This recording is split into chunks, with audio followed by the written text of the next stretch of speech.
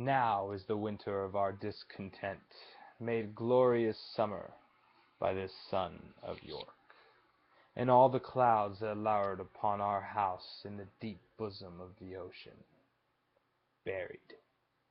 Now are our brows bound with victorious wreaths, our bruised arms hung up for monuments, our stern alarums changed to merry meetings, our dreadful marches to delightful measures.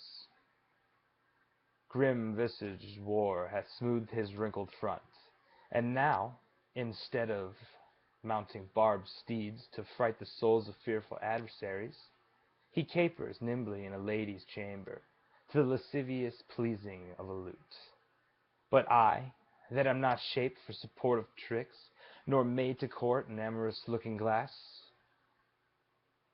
I, that am rudely stamped and want love's majesty to strut before a wanton ambling nymph, I, that am curtailed of this fair proportion, cheated of feature by dissembling nature, deformed, unfinished, sent before my time into this breathing world scarce half made up, and that so lamely and unfashionably that dogs bark at me as I halt by them. Why I, in this weak piping time of peace, have no delight to pass away the time, unless to see my shadow in the sun, and descant on my own deformity. And therefore, since I cannot prove a lover to entertain these fair, well-spoken days, I am determined to prove a villain, and hate the idle pleasure of these days.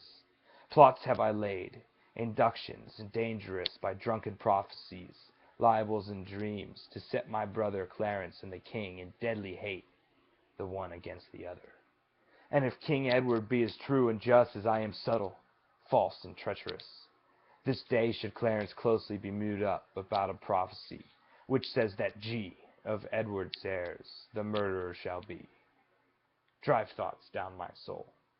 Here Clarence comes.